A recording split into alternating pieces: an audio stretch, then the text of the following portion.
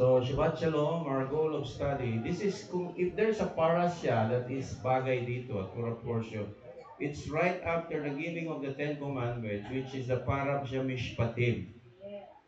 So, Mishpatim, it means judgment or mga legal commandments. Now, how you deal with one another, how you settle problems among brothers in the community. So, di ba, one of the most important event na nangyari sa history ng Israel is the giving of the Ten Commandments, di ba? Anong chapter yon? Chapter 20. So, right in chapter 21, kumbaga, umpisa pa lang yung Ten Commandments, sumunod na yung mga batas na binigay ng Diyos. So, it comes from the same source. It comes from the same God, Elohim, Yahweh Elohim. So, lahat ng commandments is divine in origin. So, whether you understand it or not, whether you believe it or not, it comes from the mouth of God. Ni-reveal na po yan. It's up for us to know what it is. And that's the big challenge there, no? Because wala ko talagang nagtuturo ng Torah sa Pilipinas pa. Although a few groups, no? So the goal of this study is to know, understand, and apply the concept of the Council of Elders in the Messianic Torah observant kahal or community. Or the goal in the near future is to establish a Torah courts within 7 years, which is the sabbatical year. We are almost half past the sabbatical year, so that means we only have 5 years to complete one cycle of sabbatical year. In 2030 begins another sabbatical year. So that means our goal is at least maklaro ito na ma-set up to. So itong pinatawag na courts, Torah courts. So although yung pinaka vision nito, kasi pag may vision ka daw, the vision is a long-term vision. It could take 20 years bago mo ma-reach yung vision. But along the way, meron ng progression. Kumbaga, papunta doon. So the goal is Torah, to proclaim the Torah as the laws of the kingdom now and the future hanggang millennial kingdom. So, sa mga naniniwala sa Torah, inaalam na lang natin kung ano talaga yan. So, we must obey God rather than men. Sabi nga na Acts 5 verse 25. So the elders, pag sinabing elders, so in the time of Yeshua, the elders are the Torah keepers and the Torah scholars, the priests, the high priest. Sila yung mga binigyan ng kapangyarihan, kapamahalaan, no? Pero na-divide sa issue yung Torah which regards to si Yeshua ba is the Son of God and the Messiah of Israel. So yeah, i-discuss natin din yan briefly. But basically, the principle is Matthew 18:19-20, yung tinatawag na sinabi kay Peter, "Upon this rock I will build my church, and the gates of Hades will not prevail against it or overcome it. I will give you the keys of the kingdom. Whatever you bind on earth will be bound in heaven. Whatever you loose on earth will be loose in heaven." So this is most often misunderstood. Parang ginagamit ng Christian sa prayer. Para bang, I bind you, Satan, in the name of Jesus, then I loose you, and Satan is still on the loose. Because ang meaning talaga nito, this is not about binding demons. This is about binding means to allow and to prohibit, to make a decision. You come up with a council agreement. So if the majority of the apostles agree to something, then the agreement becomes the law. So parang sa Kongreso, pag sinabing approve na yung batas na to, then it becomes the law. When the representative, the leaders are in agreement. So, yun yung concept ng council, no? So, ang lahat ng reliyon may council. No, basta you name any religion from Catholics, Muslims, lahat yan may council. In fact, I found out even in our legislative branch structure ng Philippine government, kasama yung Sharia law as part of the branch of the trial courts, yung municipal trial courts. Nire-recognize yung Sharia law, yung Muslim law. Pero wala pang the Torah. When it comes to the Torah, nobody heard about Torah. So that's a challenge. Kaya minsan, iniisip ko, ba't pa ako pinili dito? Siguro, ito na lang siguro yung plano natin sa buhay ko. Kasi walang nauna eh. Ang hirap eh. So, Matthew, okay. Tama ba yun? Okay. For truly I tell you that if two of you on earth agree about anything they ask for, it will be done for them for my Father in heaven. For two or three gather in my name, there am I in the midst of it. So, again, na-mistaken ito na parang prayer meeting. Dalawa, tatlo tayo, nandito na yung Panginoon. Although the simplest level, yes, that could be, kahit pang mag-isa ka, nandiyan ang Panginoon eh. Pero ang point doon, the context of this verse is yung binigyan na authority si Peter. Okay? Si Peter po yung binigyan ng authority. Tandaan nyo yun, hindi si Paul. Ang binigyan ng kasi si Yeshua, ang pinaka-close disciple niya is Peter. 3 years silang magkasama. So therefore, maraming nalalaman si Peter when it comes to the Torah. In fact, he was the apostles to the Jews. So mga Torah observant ito, mga Torah keepers sila. So, okay? So, binding and loosing is in Hebrew, asar and hitir. So, the rabbis use this terminology in conjunction with the legal binding and loosing. So, ibig sabihin, in the Messianic synagogue, Peter was given the authority to bind and loose, to prohibit or permit certain acts. Ano ba?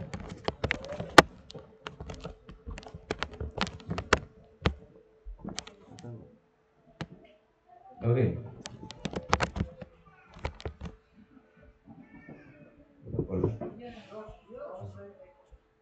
Bawas na ito. So, sino yung mga may authority to bind and loose? Normally, ang mga rabbis sa synagogue, ang mga chief elders, mga judges. So, another correlation is what you call key. Ano yung key na binigay kay Pedro? Anong susi yun? Sabi rito, the key of the house of David I will lay on his shoulders, so he shall open and none shall shut, and he shall shut and none shall open. The Lion of the tribe of Judah, the root of David, has prevailed to open the book and loose the seven seals. So talaga ang key na yan ay tinatawag, may kinalaman sa kaharian ng Diyos. Yeshua is the king, then si David is the Davidic king na nasa linya ni Yeshua. So, basically, ang principle ng binding and loosing is i-impose mo yung law, i-interpret mo yung law. Halimbawa, ang judge, paano ba siya nagbabind and loose? Dinidiscuss niya yung mga kaso at binibigyan niya ng conclusion. So, the judge is binding and loosing. So, I will build the tabernacle of David that is fallen. I will rebuild its ruins and I will restore it. So the key of David is actually may kinalaman sa prophecy that the tabernacle of David who has fallen will be rebuilt and be restored. so that the remnant of mankind may seek Yahweh, and all the Gentiles who are called by my name, says Yahweh, who makes these things known from of old. Binanggit ito sa Book of Acts, chapter 15, during the Jerusalem Council, that God has a plan to include the Gentiles in the rebuilding of the kingdom of David. Long time ago.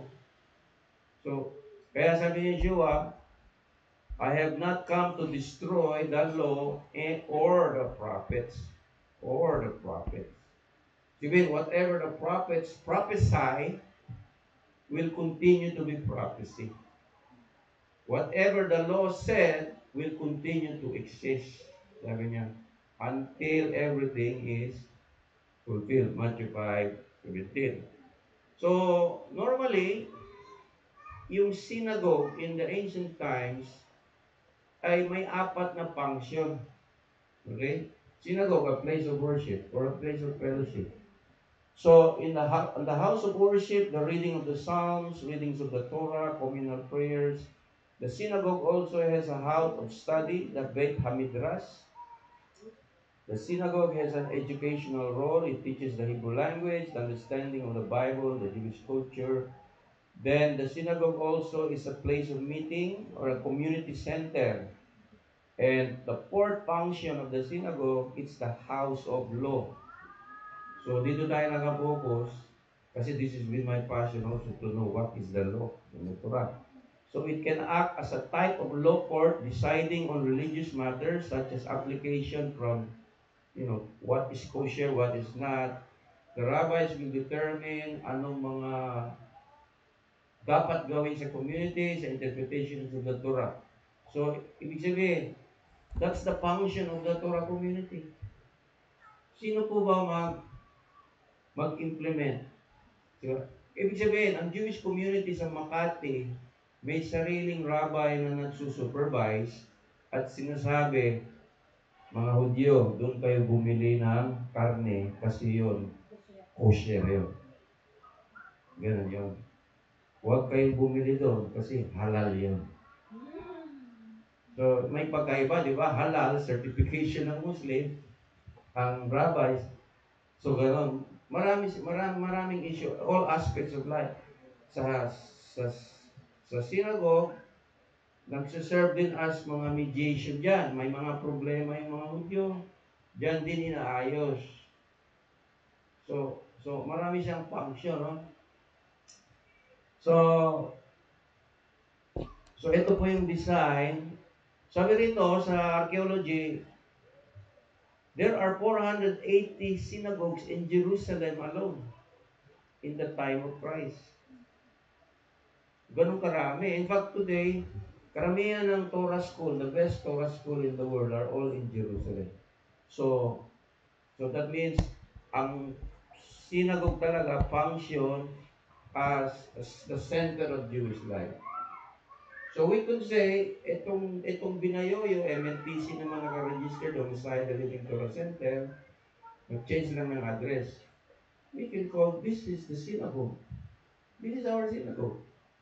This is our place of worship. This is our house of worship, house of study, house of assembly, house of the law.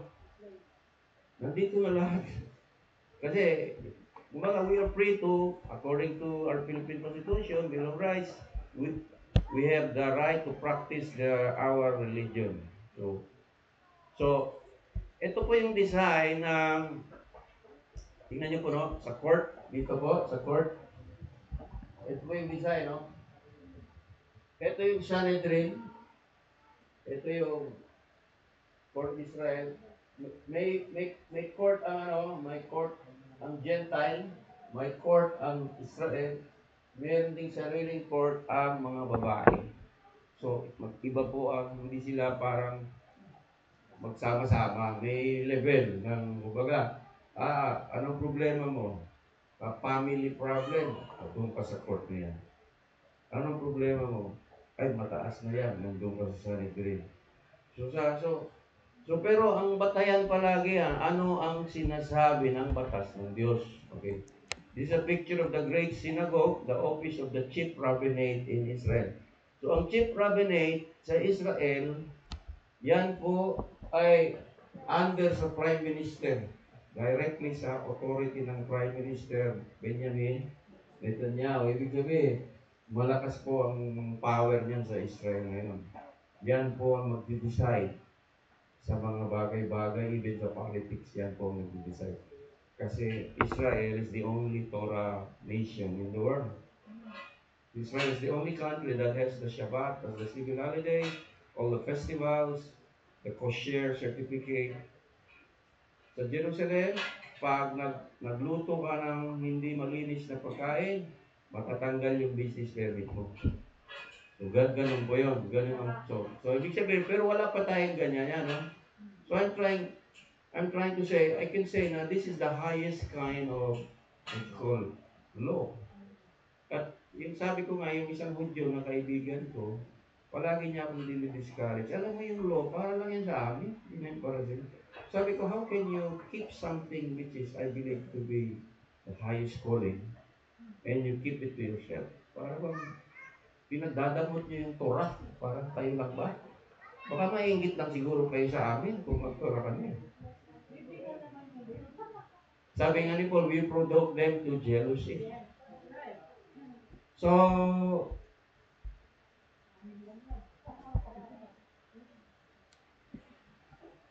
sabi rito, 1 Corinthians 1:7, does any one of you having a matter against his brother dare to be judged before the unjudged, not before the saints? Do you not know the saints will judge the world? If the world is judged by you, are you unworthy to judge the small matters? Do you know that we will judge the angels? How much more than should we judge those who belong to this world?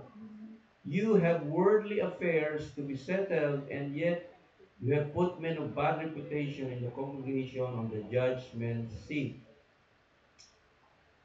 So is there any single wise among you who could settle a dispute between brothers and brothers?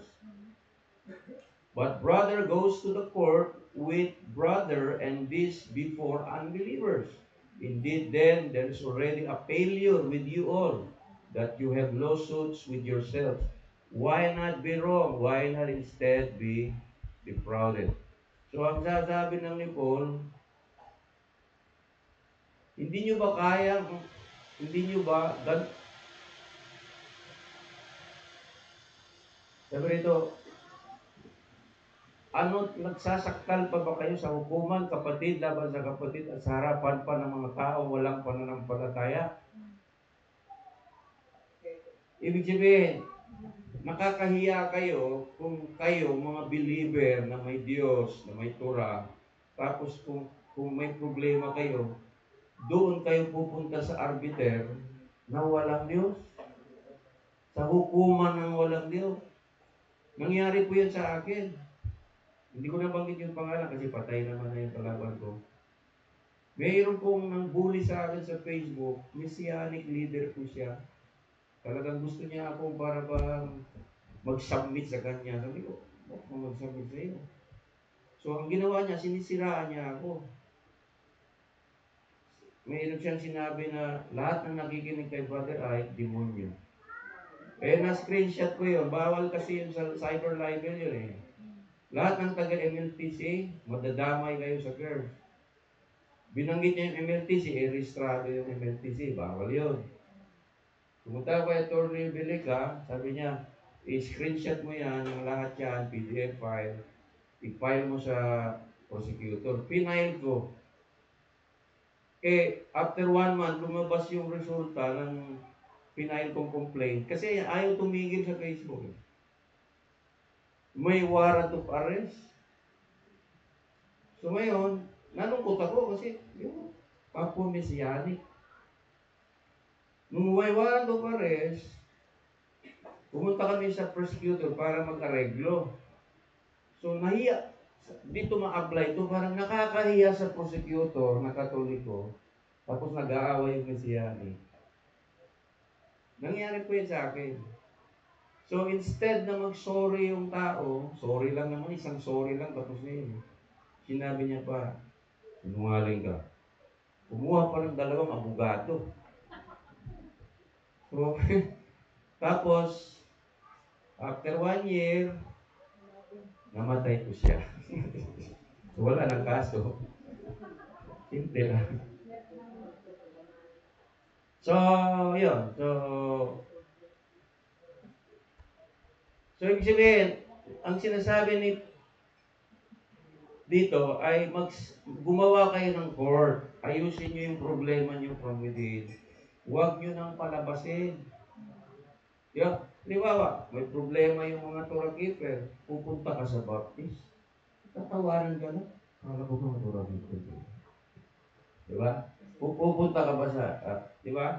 So there has to be a Messianic Council of Elders and a quasi-court. Parang court na in principle na masasabi natin which govern our community. So yun po yun. So setting up the Council of Elders in the Messianic Torah Kahal.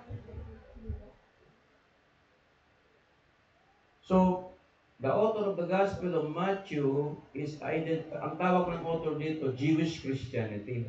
Parang, actually, for the lack of a better term, Messianic Jewish sana yun. Pero tinawag niyang Jewish Christianity, yung Messianic movement, or Yeshua's movement, na ang rival movements were Pauline Christianity, which accepted Yeshua as the Messiah by rejected Jewish law, and Rabbinic Judaism, which accepted Jewish law but rejected the idea that the Messiah had come.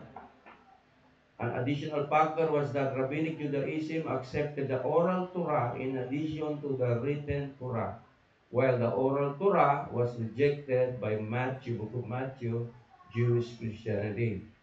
So, ibig sabihin, ini-endorse ni Matthew, yung Book of Matthew, the Gospel of Matthew, whoever he is, he wrote the Book of Matthew, ini-endorse niya ang tinatawag na Messianic Judaism.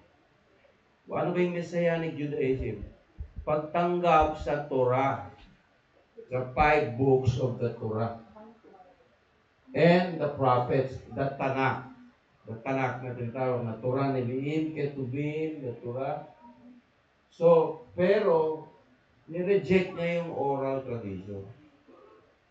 So, not all oral, kasi you can learn many things sa oral tradition, which is the Talmud, the Mishnah, Gemara, then marami pa, compilation, parang encyclopedia yan ng mga case studies ng mga Hudyo. But basically, since these people who wrote this reject the Messiah Yeshua, therefore, hindi advisable na lahat ng sinasabi dito ay binding. So we need to back up the written Torah. We have to be masters of the written Torah first. But we can learn from this. Ako, binabasa ko rin yan. Rabbi Shammai, Rabbi Hillel. So out of the 613 commandments, di ba, maraming commandments sa New Testament, mga admonition, no? So the 1,050 New Testament commandments explain the 613 commandments in the Torah, which is summarized into 10 commandments, which is summarized into the 2 pillars, which is the Shema, love and obey God above all, then love your neighbor, which is the center core of the Torah. Sabi nga dito, Galatians, kung marunong ka sa Torah, you will come to a conclusion that even the book of Galatians, which is pinakadokumento na ginagamit ng mga Pauline Christianity. Ano yung Pauline Christianity? Yung wala ng law, grace na lang. It could prove the opposite, that Galatian proves we should observe the Torah. In-explain ko yan last time, yung teaching na uploaded naman dyan to. So binding and loosing, the kingdom of God, the rule of law. So the principle is the Torah, the law, is divinely authored in this connection between law and morality. In the biblical legal framework, every crime is also a sin. Law is the moral will of God, and nothing is beyond the moral will of God. what is illegal is also immoral, and vice versa. What's immoral is also illegal. Law and morality are not separate as modern people tend to think they are ought to be in our society. Offenses against morality in biblical world are religious offenses because they are infractions of the divine will. Ibig sabihin, ito po hindi maintindihan ng maraming tao na because sa democratic form of government kasi, there is a separation of religion and the state. Pero kung in the theocratic government ng Diyos, wala pong separation. Kung ano yung batas ng Diyos, yun yung batas ng state. Although sa state of Israel ngayon, marami ng remodeling na ginawa because they want to be like the rest of the world, which is nagalit na ang Diyos. So, ibig sabihin, ang principle, kung ano yung guiding principle ng Torah, ito ay tinatawag na legal religious principle. Religious siya, at the same time, it's legal. Di ba? May term na ginagamit pag stricto ka sa sabi, legalistic ka. So, para ba, alam mo yung salitang legalistic, para ba masyado ka naman to the letter. Pero actually, kung i-follow mo carefully, kung stricto ka man sa Torah, sa Sabat, it's legal. Tinawag mo lang legalistic kasi parang naaartehan ka lang. Pero the Torah doesn't care kung maarte o hindi. It's the law. It's the principle. Pag sinabing, ayaw ko magbuhat ng mabigat on Sabat. Well, kung that's your conviction, then so be it. Huwag kang magbuhat. Or, kasi ang Sabat, dalawa ang commandment sa Sabat, not to work, not to do business, and to rest at the same time. So you rest, no business, but at the same time you rest. Kaya nga hapon yung service natin eh. Para sa umaga, pagising mo, kain, tulog, study, rested ka. Tapos sa hapon naman, Sabbath service, yung religious naman. No? So, the kingdom of God, the validity of the law, the Torah in the Jewish Christianity or Messianic views. So, the kingdom of God, meron talaga 4 components. The law, the territory, the king, and the subject. Kaya, meron tong ginawang teaching na the church is not the kingdom. The church thinks they are actually the kingdom of God. Yes, they are part of the kingdom, but it's more bigger than that. A church, a local church, a small church, or even though connected yan sa mga umbrella organization, like where I came from, United Pentecostal Church. They are all over the Philippines. Lahat ng lugar, maging sa Calawis, lahat ng lugar na pupuntahan mo sa Pilipinas, may United Pentecostal Church. Pero masasabi mo ba, yan ba ang kingdom ng Diyos lang? Sa United Pentecostal Church lang ba ang karera ng Diyos? Nagre-reign ng Diyos? Hindi. Nagre-reign ng Diyos sa buong mundo. In every spheres of life, in every continent, in every island, in every country in the world. Pag sinabing kingdom of God, malawak po yan. Buong mundo po yan. Kaya nga, pag sinabi kasing the law of the kingdom, yun yung tinatawag na absolute rules ng kingdom na nakalimutan ng marami. So, yun ang pinag-uusapan natin.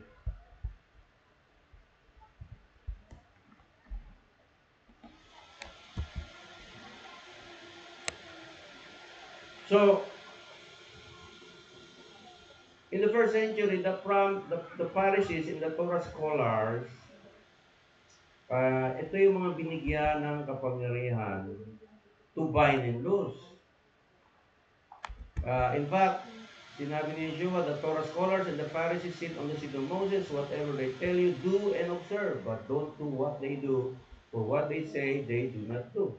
They tie up heavy loads, hard to carry, and lay them on men's shoulders, but they themselves are unwilling to lift a finger to move them. All their works They do to be noticed by men. They make tefillin wide and their tzitzit long. So, ibig sabihin, even si Yeshua, ini-endorse niya yung authority ng mga Torah scholars in the first century. So, talagang Yeshua, masasabi natin, is Torah compliant. That's the real Yeshua. Di ba last time, tinuro ko how Paul contradicts Yeshua in the Torah, if ever? At makikita natin na how could he? Baka misunderstood lang siya. So, ano na yun, naka-upload na yun sa YouTube, di natin ulitin yun. No? So, ibig sabihin, maliwanag dito, the Torah scholars and the Pharisees, sit in the seat of Moses. Whatever they tell you, do and observe. So, Yeshua is endorsing even the Pharisees. Sabi niya, yan ang authority na nagpapatupad ng Torah. Kaya lang, meron silang mga kahipokrituhan, huwag niyo na silang gayahin. Parang sinasabi mo, kung ano yung sinabi ni Mayor, kung ano sinabi ni Congressman, sundin natin. Pero yung ginagawa niya, huwag mo na sundin. Kasi sila yung nasa authority. Masusunod pa rin siya. Dahil siya ay binigyan ng authority. Sabi nga ni Peter, submit to every governing authority. Ang sabi ni Peter, submit to the emperor, submit to the king. That means submit to the rule of law. Pagpunta mo sa Davao, makita mo yung billboard. Mga Davaoenyo, sumusunod sa balaod, disiplinado. Nagalagay doon.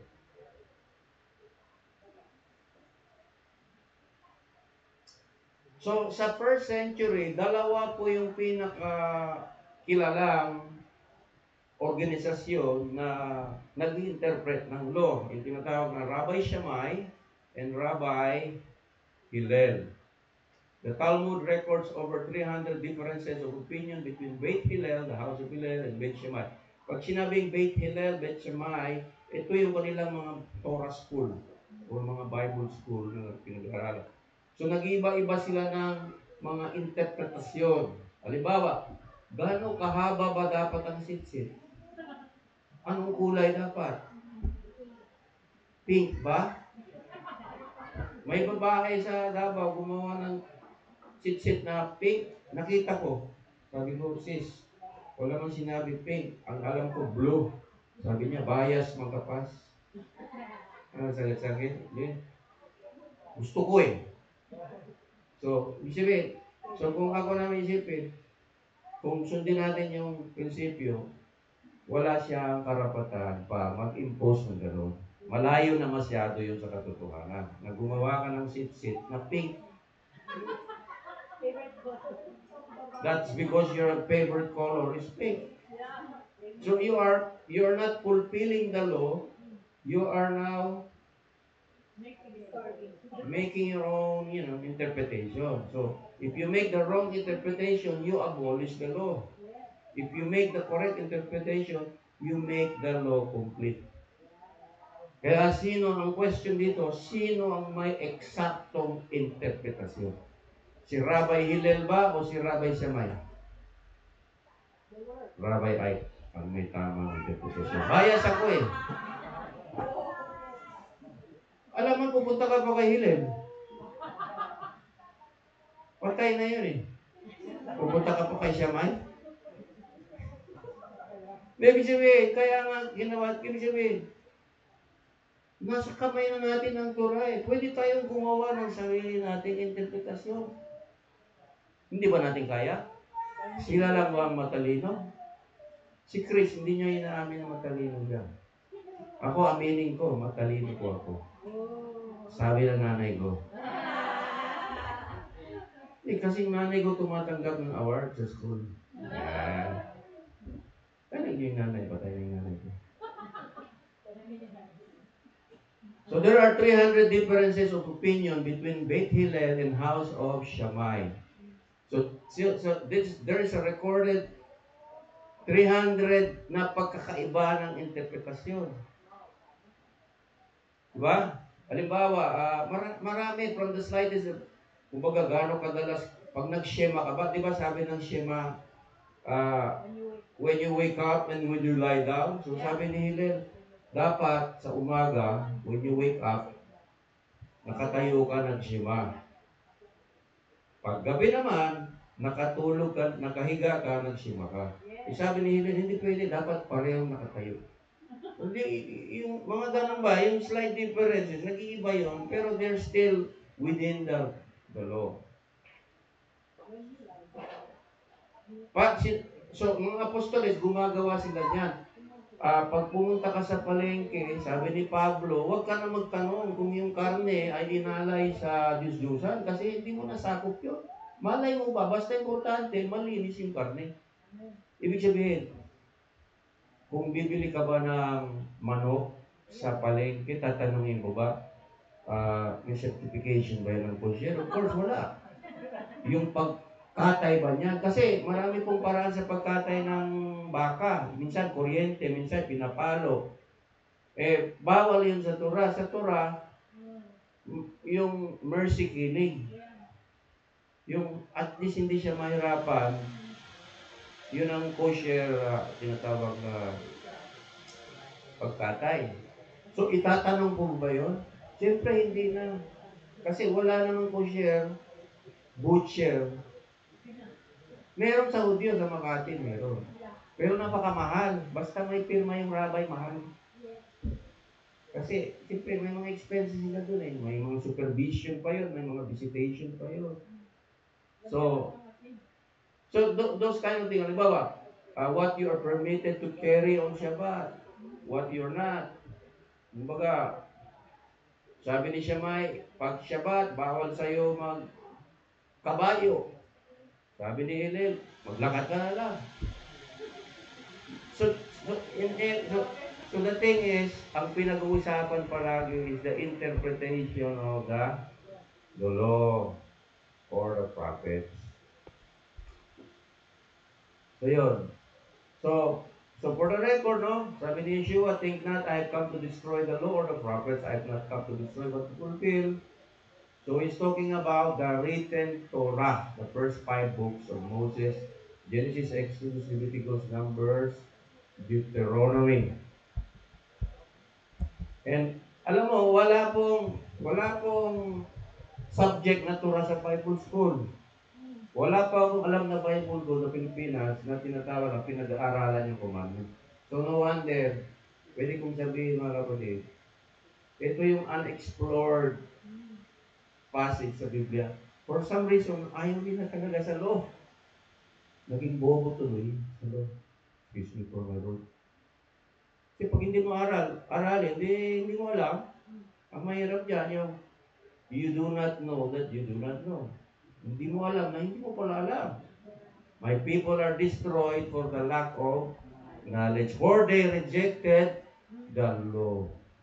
See? If you reject the law, you are rejecting knowledge. And knowledge is power. Sabi ni Ernie Baron. Hindi po, sabi ni King Solomon. Sa mundo yun, si Baron. Naging antena po yun.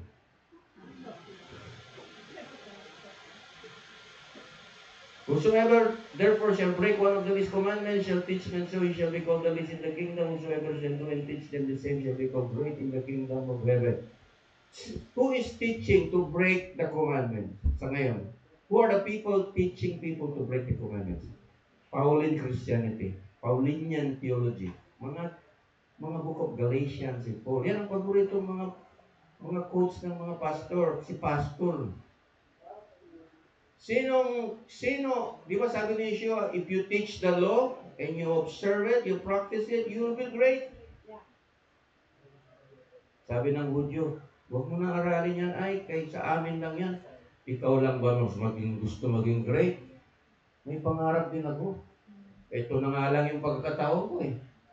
Palampasin ko pa. Diba? Kulang lang siya. Kung bastos lang ang pagkatao, sabi ko, shame on you. Dapat ini-encourage mo ako. Hudyo ka pa naman sana. So, who is observing the law and teaching others to do so? Messianic Christianity. For lack of a better term, para maintindihan nila ba? Jewish Christianity. Tayo po. Tinatawag ito Messianic Judaism. Pero itong author, sinabi niya, Jewish Christianity, that's acceptable.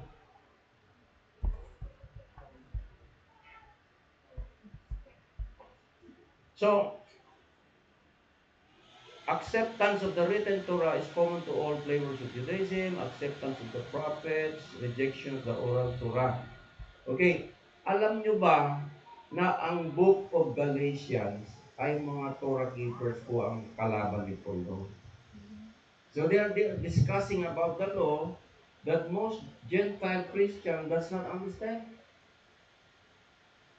Kumbaga, dalawang abogado nag-uusap, maintindihan ba ng common tao? Kaya nga, mahal ang bayad sa abogado. Magkano ang bayad sa abogado pag hindi mo kaibigan yung abogado? Ako nagbayad ako 30 mil sa abogado, kaibigan ko na. Pero buti na may installment. Pero panalo yung kaso. Kasi nga, ano yung binabayad mo sa abogado? Yung kaalaman niya sa batas. Mahal yun eh. Pinag-aralan niya yun ng matagal. So si Pablo, isang rabbi, ang mga taga-Galatia ay sabi rito sa 1 Peter 1 verse 1, Peter, an emissary of Messiah Yeshua to the diaspora, to the sojourners of the diaspora in Galatia, mga hirang na nag-ibang bayan na nasa pangangalat sa Galatia. So ang mga tao pala sa Galatia, hindi natin alam, hindi pala to mga Bisaya. Ito yung mga lost tribe of Israel. They practice the Torah, kinokorek lang sila ni Pablo na pagdating sa kaligtasan, huwag mong unahin ang Torah, unahin mo si Yeshua. Yun lang pinag-uusapan nila eh. Kaya negatibo ang dating ni Paul sa law kasi pinipilit nila i-enforce yung circumcision. Oo, sabi ni Paul, circumcise na yan. Huwag nang kailangan i-circumcise pa. So, mayroon tayong special teaching dyan sa Book of Galatians. So balik tayo, binding and loosing, the validity of Torah in the Jewish Christianity. You are Peter, upon this rock I will build my church, the gates of hell shall not prevail against it. I will give you the keys of the kingdom.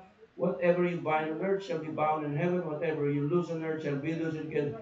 So we come to understand na itong binding and loosing is to interpret the law in the Messianic church, in the Messianic Jewish Christianity community.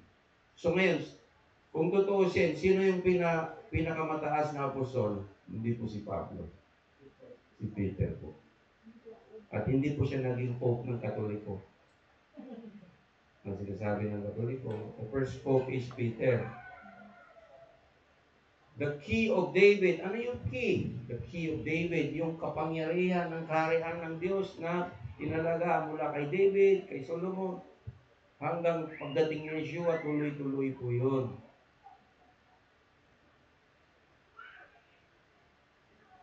So, itong the gates of hell shall not prevail.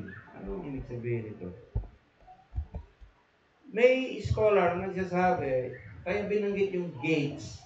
Kasi po, napansin nyo po, si Abraham at si Lot, they were discussing at the city gates. Kasi sa ancient Israel, ang mga courts nag-allocate sa gate. Sa gate, malapit sa gate. Sa gates ng mga walled city. Ibig sabihin, walang makakalaban sa iyo. Kahit sino man yan, Pariseo man yan, mga Sadduceo yan, basta ikaw, Peter, ikaw na binigyan ng kapangyarihan to interpret the law. Okay. So, hindi para gumawa ng reliyon na naman si Peter.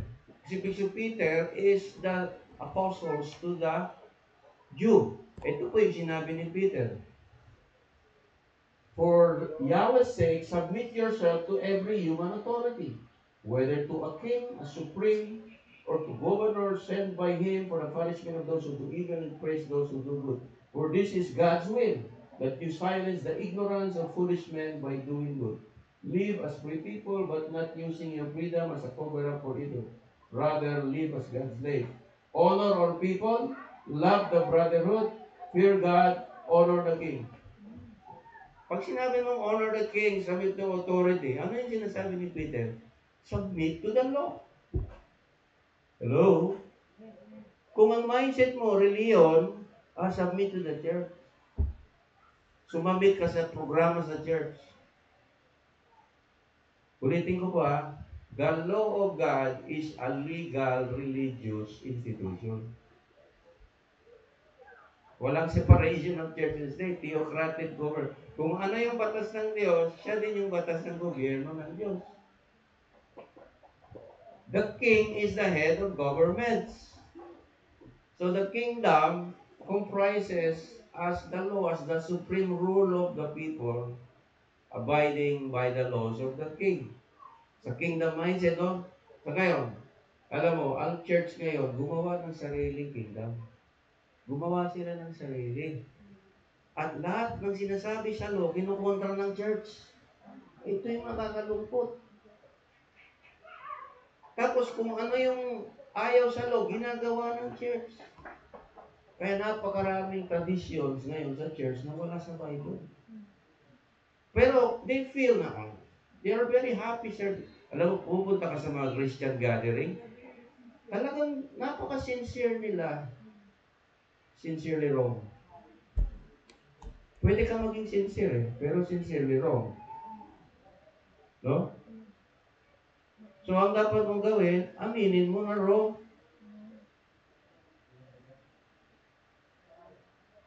Sa mga mag-asawa, yun yung problema. Pag nag-away, walang nag-a-admit na siya ay mali. Amen. Laging, hindi, ikaw yung mali. Amen. Pag nagsiyapat, kunwari, peace be with you, peace be with you, peace be with you. Pero wala pa rin, hindi alam saan ba talaga nagkamali. At aminin, mali talaga ito, mali talaga.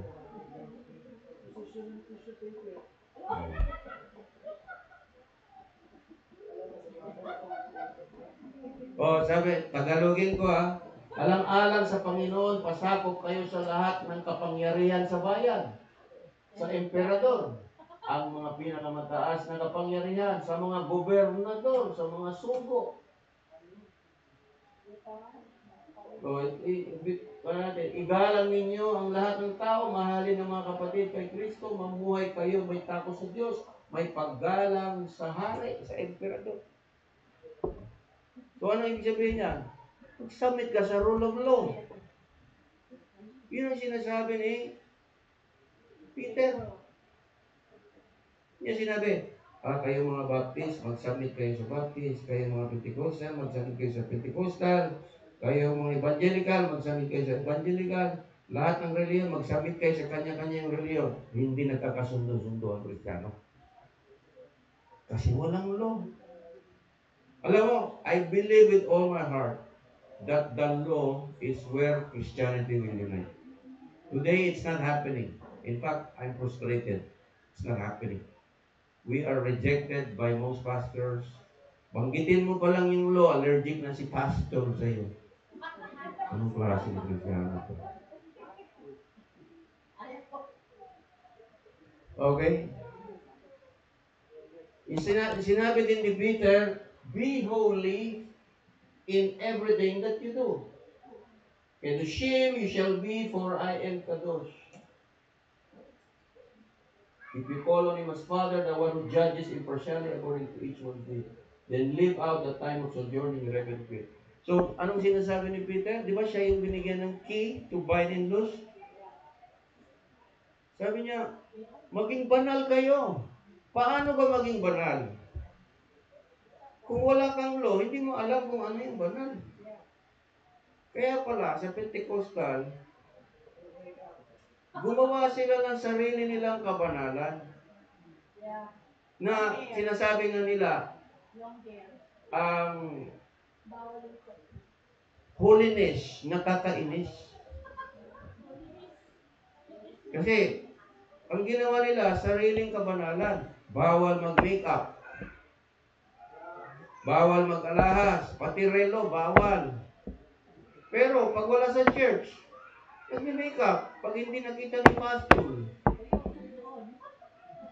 Pag sa church lang sumusunod, kasi required eh. Di?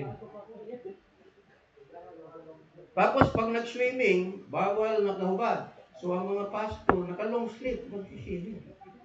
Malunod ka pa dyan dahil sa damit mo. Swimming yan eh, alang-arawan. Maraming, so ibig sabihin, gumawa ng sarilang version.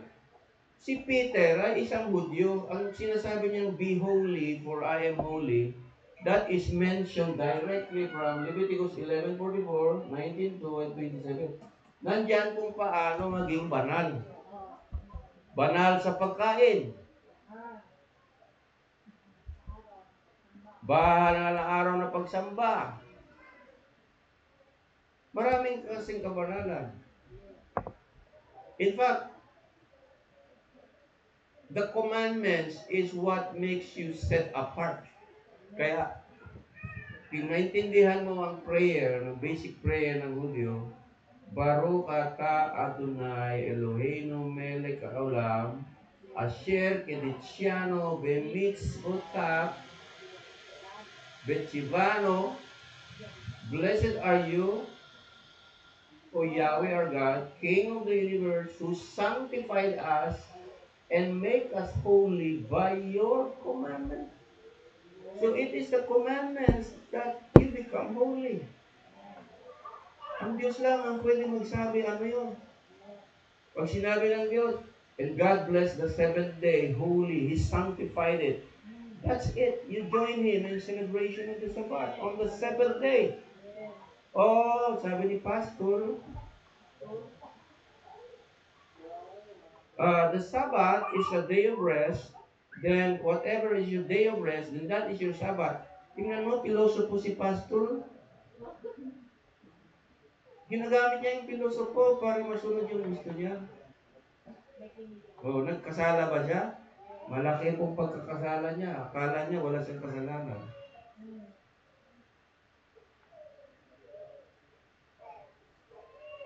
So maliwanag na po si Peter po ang binigyan ng kapangyarihan to interpret the law, the rule of law, to become holy using the principles in the Torah. Hindi si Paul. Kaya si Paul, secondary lang yan. Ginagawa kasi siyang pinaka-leader ng mga Paulinian Christianity ngayon, nawala ng law. Ayoko doon. Misunderstood yun eh. So, okay, ituloy natin. Binding and loosing, the validity of Torah in the Jewish Christianity community, setting up courts among the council of elders for dispute. Sabi dito, you have heard it was said to be a law, you shall not murder, whoever commits murder shall be subject to judgment. Okay? But I tell you, everyone who is angry with his brother shall be subject to judgment. So, emphasis, judgment. Whosoever says to his brother, subject to the council.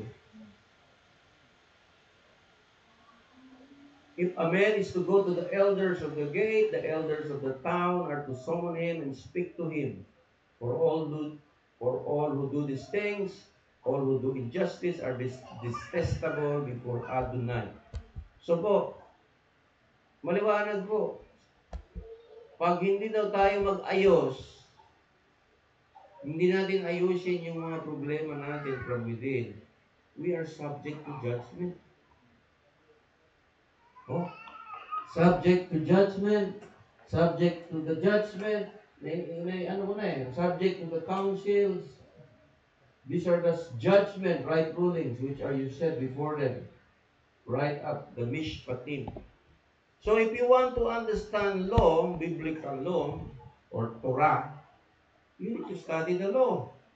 What is the law regarding issues sa buhay ng tao? That's it. Kasi dito sa mundo, ang tao kasi ngayon, mahilig mag-hopus-pocus. Gumawa ng sariling batas, napabor sa ganito. Tutoy, lumalala lalo. Bigyan natin ng kalayaan ng mga opposite, ng mga third sex, LGBTQ, WXYZ.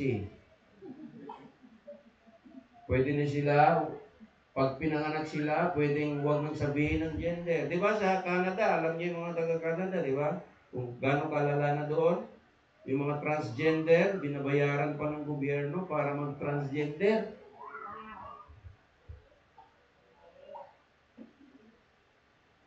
Kung ako yun, bitahin ko. Kung ako mong ari, pero wala tayong kapangyarihan gano'n, no? Ba't mo gawin yan? Bawal nga sa batas ng Diyos yan eh. Bawal po ang homosexual sa batas ng Diyos. We are liable for judge. Wala tayong magawa. The king is the law. Wala tayong magawa. Binigay ang stricto po ang law para sa kabutihan ng karamihan. Di baling mapahamak yung kaunti basta ang karamihan ay hindi madamay. Yan ang patakaran ng law. Halimbawa, gano'ng karami pong Pilipino? 100 million. So, ang 100 million, lahat ng magkasala, ikukulong. Bakit? Pag hindi mo kinulong yan, maraming madadamay. So, the law has to be enforced. Pwede, by grace na kasi tayo, pastor. Pwede na pumatay, pwede na mag-rape. So, ibig sabihin, yung isang preso, nagpreso siya dahil sa pagkasala, ngayon, nagparo, lumabas siya, pwede na siyang gumawa ng kasalanan, balik siya sa preso. Wala nang batas. Yun ang mahirap sa Pauline Christianity pag sinabi nilang wala ng batas. It doesn't make sense. Okay, so emphasis sinabi dito, hukuman, ihaharap kayo sa hukom, ibibigay ko sa inyo ng hukom. So, yan. Ibig sabihin, kung may problema mga kapatid, dapat alam natin ang batas. So, how do we set up the house of the law, the Beit Din, on our own way? Alam naman, hintay ko pa si Shammai, si Beth-Hillel. Di ba? Alam nga naman, hintayin ko pa yung Sanhedrin. Halimbawa po, maliwanag yun, kahit i-type mo Sanhedrin, Quasi Sanhedrin in Israel is trying to fix the biblical calendar according to the sighting of the moon in the Abib barley.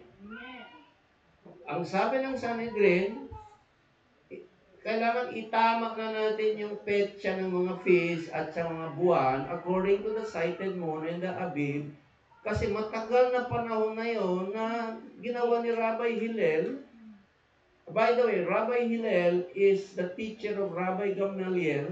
Gamaliel is the teacher of Apostle Paul. So sila yung mga authority sa Torah noong unang panahon. When the temple was destroyed in 70 AD, of course, wala na po yung Israel in the land. They can no longer observe the sighted moon in Israel. They can no longer watch the barley as it, become to green. So therefore, they use the calculated calendar, which is the rabbinical calendar today. So ngayon, one of the main talagang division sa Messianic movement is the calendar. Kailan talaga yung feast.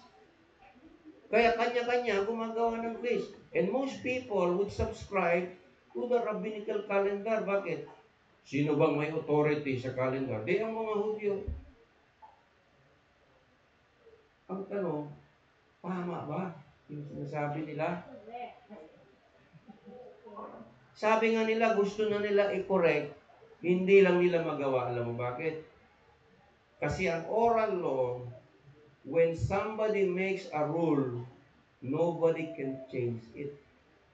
Even the gates of hell shall not prevail. Yun yung ibig sabihin. Walang pwedeng magbago, no? So kung ano yung sinabi ni Hillel thousands of years ago, kahit labag siya sa Torah, walang pwedeng magbago. Kasi nga, naniniwala ang Hudyo na may dalawang klaseng Torah tinanggap ni Moises sa Sinai. Yung written Torah at saka yung oral Torah. Totoo ba yun? May oral Torah ba na tinanggap? Ibig sabihin, explanation sa written Torah? Wala po. It's just a tradition. So when you follow tradition rather than the commandments, you make mistakes. And people, Messianic would always say, sino ba kayo para mag-decide? Dito na ako sa mga Hudyo. Kaya ako naman, okay, I'll follow the sighted moon, Abib calendar. Pag may rabbinical, join na lang ako sa inyo. Para amigo na magkasa, kaibigan na tayo. In fact, one of my future plans is to try to convince the Messianic leaders in the Philippines to form a council. At least ma-recognize ng gobyerno na may ganun palang reliyon. So, hindi ko alam paano magpatrela yan, pero na-meet ko naman halos yung mga leader ng Torah sa Pilipinas. We know each other already. It's possible. Okay. Principle of law. Okay, house of law, no? Di ba, ang synagogue is the house of the interpretation of the law. Deuteronomy 16:18. Humirang kayo ng mga hukom ng mga iba pang pamunuan para sa inyong bayan ayon sa kanya-kanyang angkan. Sila ang mamamahala sa inyo, ang manggagawa ng katarungan. Ang katarungan lamang ang iyong pairalin at kayo'y mabuhay ng matagal sa lupain bibigay ko sa inyo. Ibig sabihin, inutusan ng Diyos na humirang. Ano ba yung humirang? Election. Mabobotohin nyo. Humirang kayo according to your tribe. Okay, sa tribe, sino yung pwede mag-represent sa tribe? A tribe is composed of families, and the leaders of families are the patriarchs. Not the matriarchs. Ang isang tatay, isang boto, ang asawa niya hindi pwede bumoto. Pero pwede niya impluensyahan yung asawa niya kung sino yung iboboto. Pero hindi counted yung boto ng asawa. It's always the men who are electing the officials. Diba? Naintindihan niyo po yun? Yes. That's what the Torah says.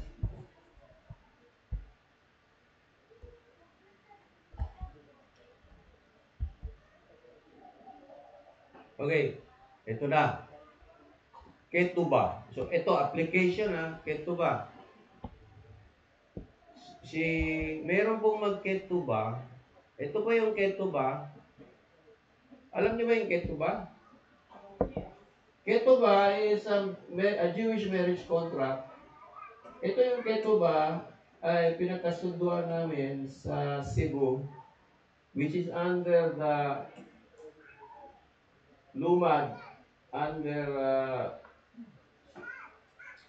Dato Tugas, na yung mga leaders ng Torah doon ay ginawa niyang mga leaders. May sariling kumbaga Torah Israelite tribe. So legal ito according to the Indigenous Act law na the Lumad or the tribal people can officiate their wedding. Legal to, accredited po ako doon sa Cebu, no? Na-ordain po ako doon as Dato Rabbi sa Torah. So, ibig sabihin, in a way, this is our version of marriage certificate. This is not recognized by the government, but recognized under the IP law.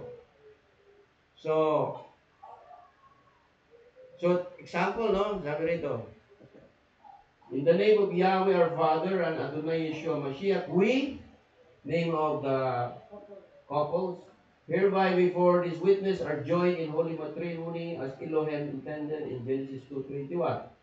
For this day forward until death, the authority in for this marriage shall be the Almighty God, as revealed in the Tanakh, the word of Yahweh. His word shall be final authority in every decision and dispute.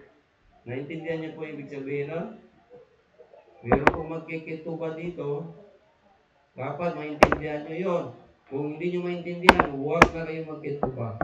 Kaya hindi rin ako mag-officiate. Dapat maintindihan niyo yun. The word shall be final authority in every decision or dispute. Ano yung the word na tinutukoy? The 5 books of Moses. Kung ano yung sinabi ng 5 books of Moses, Yun po ang authority. Saan ba galing ang authority natin? Panginoon, ano yung binigay niyong authority? So, gamitin mo yung law as the final authority. With the parties involved is a man of sound mind and character, of lawful age, attesting, sabi rito, attesting to the lordship of Yeshua Mashiach and the preeminence of the word of Yahweh, the Torah. Okay. Tapos yung babae naman is a woman of sound mind and character, of lawful age, attesting to the lordship. So, assuming pareho silang believer. Pag hindi believer, hindi ko po ikiketo ba? Hindi po ako mag-officiate. Ha? Hindi po ako mag-officiate. So, the benefits, may benefits. Both the parties shall have usual and customary duties of marriage, including but not limited to the following. Mutual sexual congress. It is specifically agreed that each party will endeavor to maintain high standards of hygiene and physical fitness, so as to maintain attractive to one another. Okay, mutual rearing of children, mutual support, including to but not limited to financial. Although the husband shall be the person who works outside the home, primarily as long as is able, so long as the husband is the party who is the primary provider of the income into the home, the wife shall be the person primarily responsible for child care, housekeeping, cooking, and cleaning. It is agreed that until such time as the parties have accumulated enough wealth whereby the survivor of the parties could rely on such wealth for all his or his sustenance for a period of no less than 1 year or 2 years. Life insurance will be acquired and paid for the provided in the money. So, depende sa agreement niya yan. Kung kailangan pa ba yan. Ha? Tingnan natin kung ano yung sinasabi ni Rabbi Shammai. Hindi, may sinasabi si Rabbi Shammai. Ha? Tingnan natin. Kasi dalawa lang naman yung nag-i-interpret niyan eh. Si Rabbi Shammai, Rabbi Hillel, si Rabbi Shammai. Wala nang patay ng dalawa, hindi ako na. Kala naman, pupunta. Hindi, kuha tayo ng mga idea sa kanya, no? Kasi kung masyado tayong humble dito, wala tayong mga accomplish eh. Ano nangyari? Masyado kang humble, wala mangyari sa'yo. False humility yan. Adultery, nakalagay doon, is a sin against God. Adultery is defined as any sexual activity or conduct within a person not party to this agreement. Abandonment is a sin against God. Abortion, assault against a party, criminal behavior, violation of law, subject to the household to criminal sanction and incarceration, dangerous behavior. Ano yung dangerous behavior? Umawak ng kutsilyo.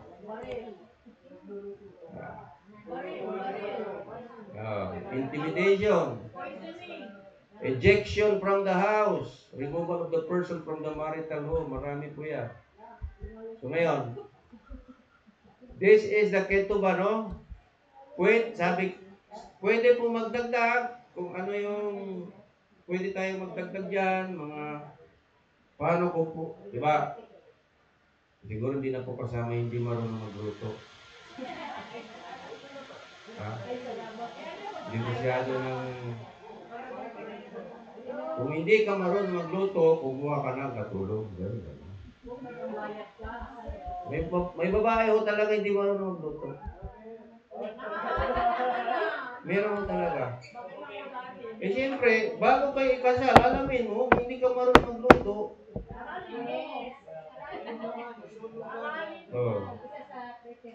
Mag-training ka muna magluto. Kung talagang legalistic ka, gusto mo palang magluto. Pero alam ang tao, pag in love, wala na siyang pakialam. Love is blind. Di ba? Yung tao kasi pag love, basta in love kami, everything is good. Yeah, kumbaga everything can be worked out because love conquers all. Pero nag-aaway. Panis yung luto mo eh. Tapos, mabaho yung paa mo. Wala ganun, no? Maraming mga pagkukulang. Kumbaga, sabi ni Peter, love covers a multitude of sin. Okay. So this is a marriage contract. Hindi po biro ito. The only way for this to be cancelled, this could be cancelled. Pag na-violate yan, the ketubah can be cancelled. Hindi, Father, by the court of the council of elders. This is a sample of a cancellation of a ketubah. It's called the get. This is Hebrew kasi ito, original kasi ito. Ha? Ito ay, alam mo sa Israel, ang rabbinical court lang ang pwede mag-cancel ng marriage. Kung kasal ang Israeli sa civil court, kahit nag-divorce sila sa civil court, hindi sila sa divorce sa rabbinical court, hindi kumpleto yung kanilang proseso. Ibig sabihin, mas mataas ang court ng Torah. Yung nag-file na grant ng ano. Hindi nga, sample lang po yan. Kasi sa abogado yan eh, opisina ng abogado galing ito eh. So, okay. Kaya dapat nyo alam yung law ha. Mamaya nagtatalo tayo, hindi mo alam ang law, wala tayong pag-uusapan. You are just, kumbaga, pag hindi galing sa law, then hindi galing sa Diyos. O di walang authority yun. Ang authority natin galing sa Diyos. So, basahin natin ang the law of violation of marriage. Okay, basahin niyo mabuti ha.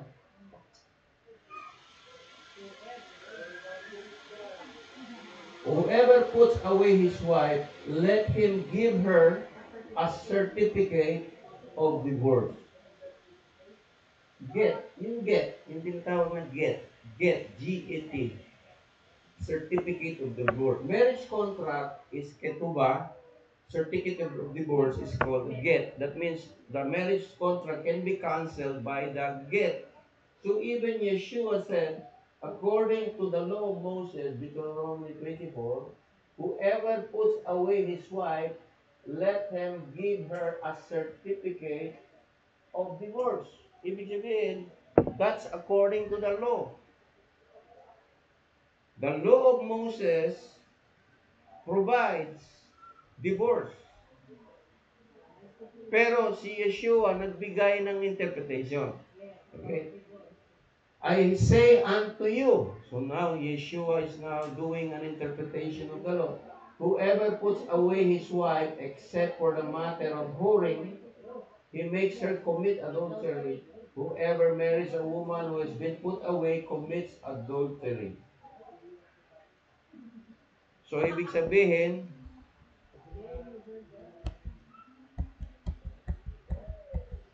according to Shammai, ito na po yung magkaiba. Tingnan natin sa rat. Suppose a man takes a wife and marries her. Now, if she doesn't find favor in his eyes because he has found something indecent in her, he is to write her a certificate of divorce, hand it to her, and send her out from his house. When she leaves his house, she may go and become another man's wife. Now suppose the second husband dislikes her and writes her a certificate of divorce, and he hands it to her and she leaves his house, or suppose the second husband who took her to be his wife dies, then her former husband who sent her away may not take her again to be his wife after she has been defiled, for that would be detestable before Adonai. You are not to bring guilt on the land that Adonai your God is giving you as an inheritance. Okay, ito po. If you do your research, si Beth Shammai would submit that for any reason at all, a man can divorce his wife. Mabigat si Beth Shammai. Kumbaga, yun yung interpretation. So Yeshua is pro-marriage, sabi niya, nope, only in the grounds of adultery can a couple be separated. So, si Rabbi Hillel and Rabbi Yeshua is similar view. So, pero, sa Judaism today, the explanation of Beth Shammai, Rabbi Shammai, and Rabbi Hillel, both of them are acceptable. Ibig sabihin, sa Israel, for example, sa Israel, okay, basahin mo mabuti. Suppose a man takes a wife, marries her. Now, if she doesn't find favor in size, he has found something indecent in her, he is to write her a certificate of divorce. In this sense, mga kapatid, in the house of court, sa rabbinical court sa Israel, you may call it bias, only the man has the right to divorce. No woman has the right to divorce a man. Ibig sabihin, pag ang babae mag-divorce sa wife, pwede ko ba yan? Sa Israel? Sa batas ng Diyos? Di ba? Sa inyo mabuti, I'm teaching you the law. Hindi kaya, dito pala, if he doesn't find favor in his eyes, he is to write a certificate of divorce. Ang lalaki lang ang pwede mag-divorce. For some reason, yun yung sinabi ng batas ng Diyos. Oh, bias yan, bias yan. Gawin mo pick yan. Define the word indecent. Kaya nga, pag sinabi mong indecent, walang sinabi, walang oral nga ang sinabi dito. Ngayon, ang mga rabbi na sa rabbinical court, hindi yan. Ganito yan. Isusulat yan. Magko-complain yan. Magko-complain yan. Isusulat niya ano yung pangyayari. I-swore oath mo yun. Hindi yan basta kwento-kwento lang. Parang affidavit ka nun. Ano ba yung reklamo mo sa asawa mo? Ito. Swear oath ka. Under oath. O, pag hindi totoo yan, perjury. I-examine ng mga rabay yan. Parang sa court. Tapos pag-uusapan nila yan, pagdidebatehin nila yan, tapos i-decide nila yan. Okay? So I'm just telling you, we're just studying the structure of the courts kasi in the future, if there's a problem among us, saan tayo pupunta? Kay mayor na unbeliever? Kay judge na unbeliever? We must have our own courts, which is futuristic. At least ngayon, naka-mindset tayo na at least na ngayon, wala pa tayong court, wala pa tayong judge, we can put up a council of elders at the minimum. Hello? Ibig sabihin po, ayusin natin yung community natin. Kung may problema po, tayo mag-ayos niyan. Hindi na tayo pupunta kay Baptist. Pupunta ka sa Pentecostal.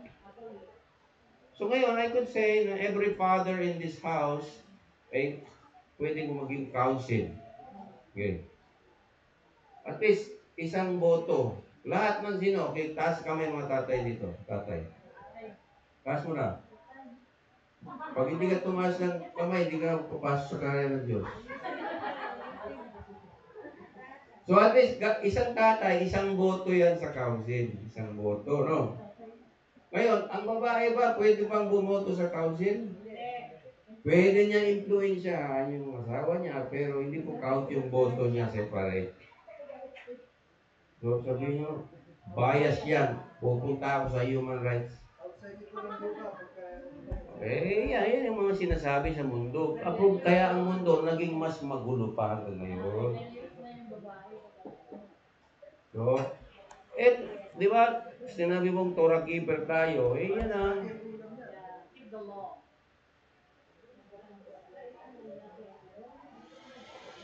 okay, ito, Tagalogin natin ha.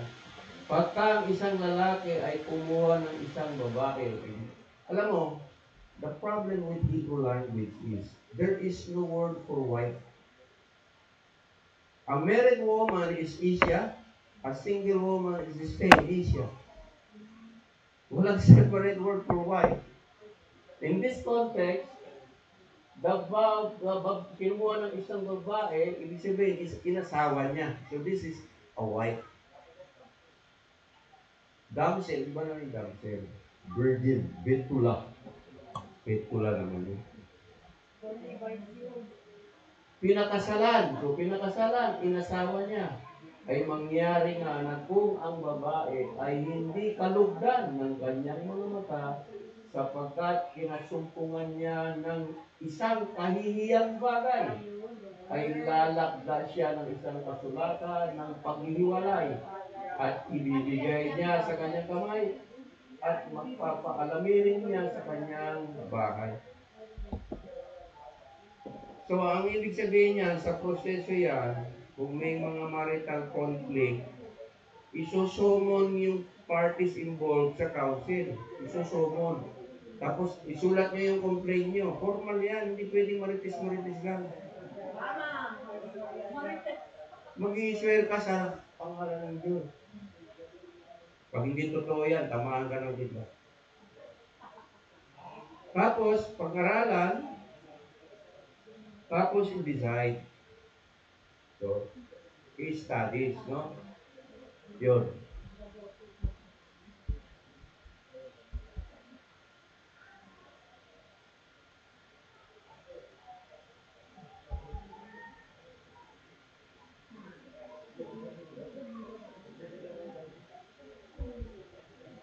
Okay, yung batas pa lang na yan, no, napakalawak niya, no? Yung law of marriage, family law, talagang malawak po yan. So marami po tayong pag-aaralan pa dyan.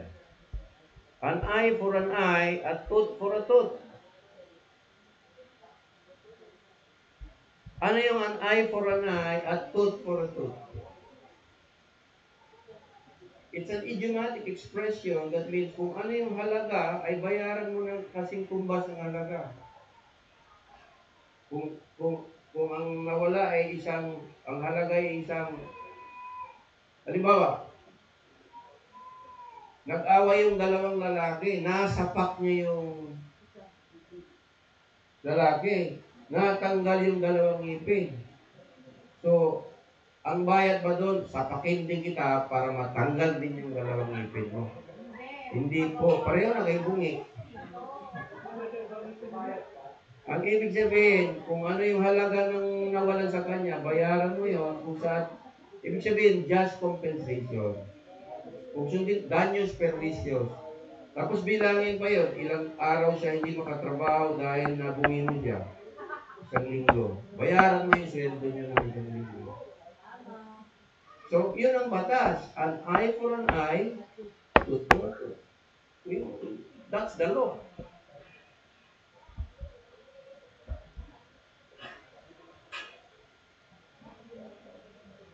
So mga kapatid, bear in mind, bago tayo mag-alas 5, mag-alas 6 na, no?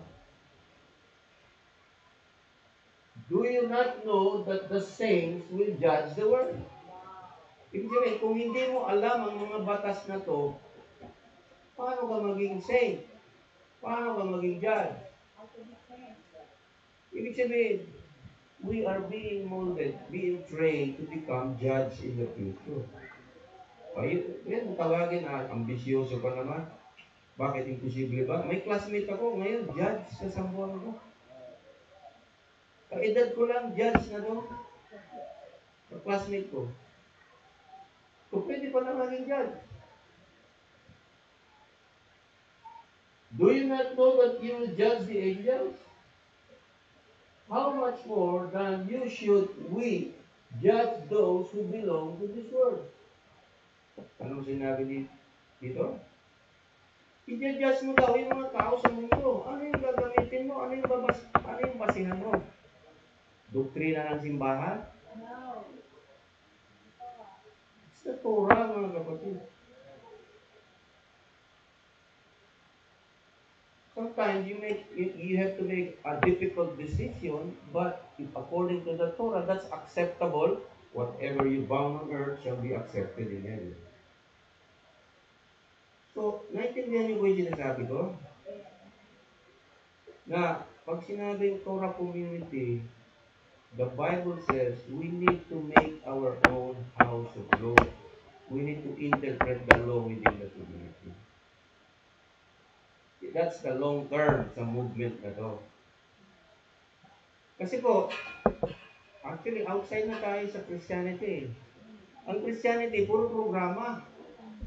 Punta ka Miyerkules ha, practice kayo mag-choir. Punta kayo sa Lunes, prayer meeting. Punta kayo sa Friday, youth meeting. Linggo, meeting na naman. Tapos ang Shabbat, wala. Ginawa mo siyang program na pinahirapan mo yung tao, inubliga mo, tapos hindi naman nakasunod sa Diyos. Tapos kung may problema, sabihin, pagsubok lang yun. Hindi yung pagsubok. Disobedience yun. Curse yun. Tinawag lang siyang pagsubok. Hindi ka pababayaan ng Panginoon, kapatid. Yun ang gagawin ni Pastor. Pares lang, i-motivate ng palagi, hindi ka iwanan ng Panginoon.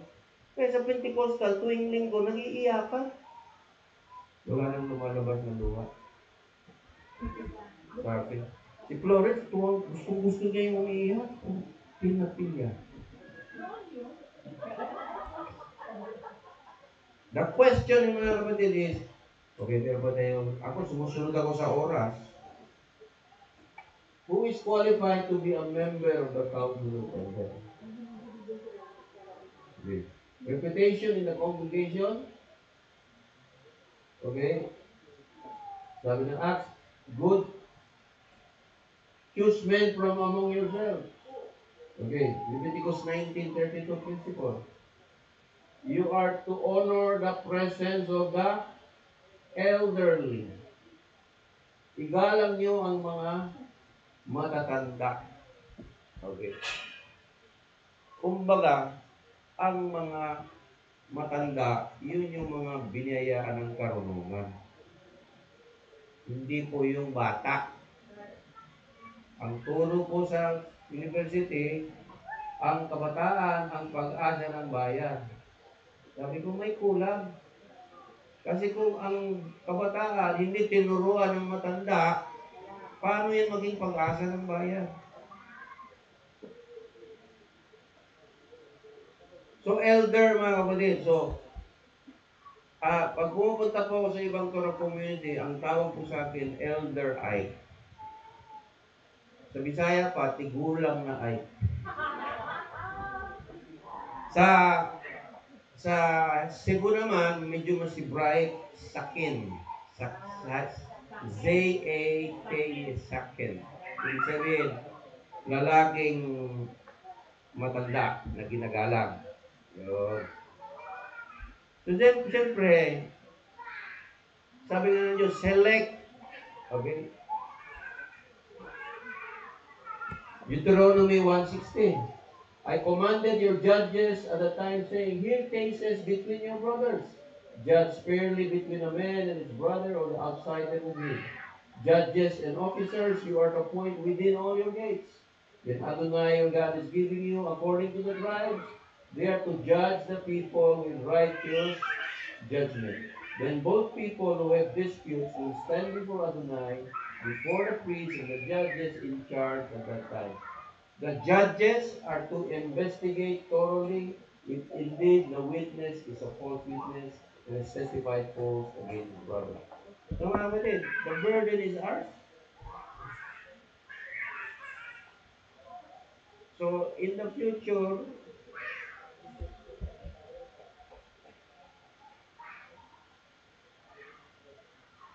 okay, I think the most basic structure, part 2 ko na lang ito, mahaba pa ito, 95 slides, we have 65 slides pa lang. So tingnan niyo po, then all Israel, with their elders, officials, and their judge, were standing both sides of the ark. Napansin mo, ano ba yung ark? The presence of God. The presence of Elohim. Lahat sila mga Torah keeper, nandun sa ark representing the nation of Israel. Alam you might say, kung baguhan mo lang, kung marinig, sabi mo, hindi naman para sa Gentile yan. Para sa Israel yan eh. Kung may nahina yung intindi, mukhang ganun nga yun. Pero kung iimbestigahan mo yung mga talata sa propesiya, actually, meron ito na lang, I will end with this, para ma-encourage naman kayo. Ang mga Pilipino pala ay gagawin Levites ng Panginoon sa huling panahon.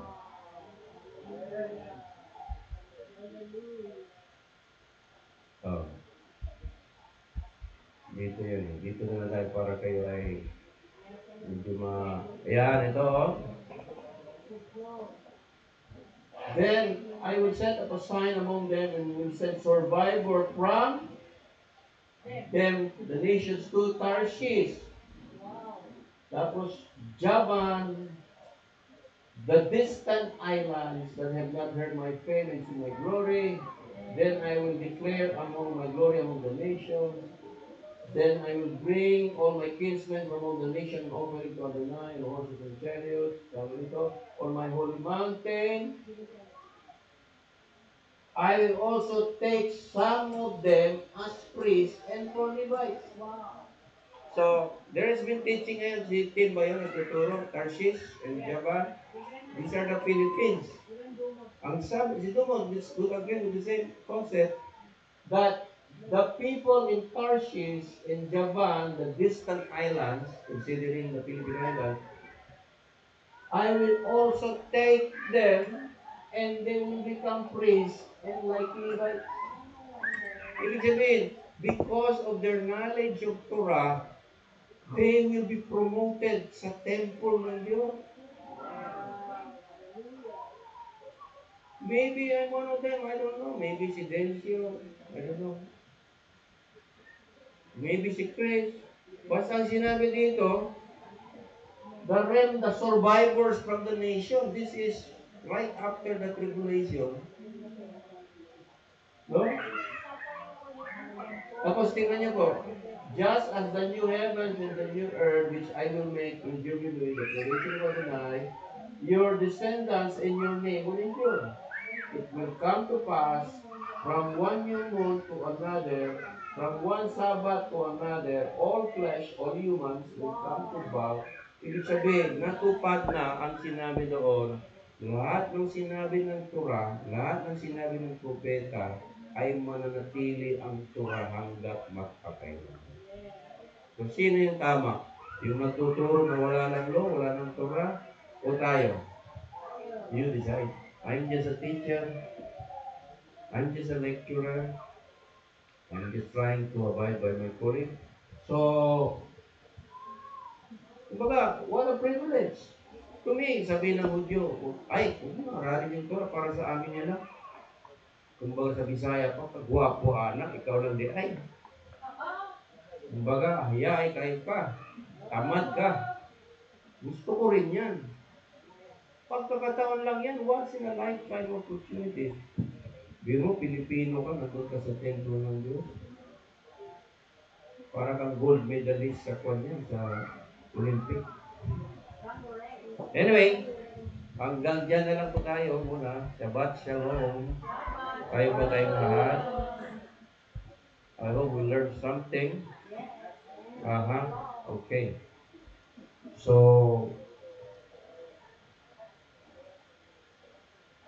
this will be uploaded in my YouTube channel. So dalawa po yung YouTube channel ko. Ito po, Brother Ike Torah Bible School. So this is a series teaching about the setting up of court system, the application of the law in the Torah observant community. I'm not saying I'm the authority here. I'm just saying I'm trying my best to understand and implement and possibly, in the near future, mangyari ito para ma-recognize naman tayo na organize, hindi yung tawag, alam mo tawag sa atin, mga kulto yan, mga kulto. Okay? Kahit dinala mo na pulto kasi hindi pa recognize. Pero pag yan ay nakaset up ng maayos, magkasundo yung mga torakito sa Pilipinas, so, di mo recognize ko yan. Amen. Shabbat shalom.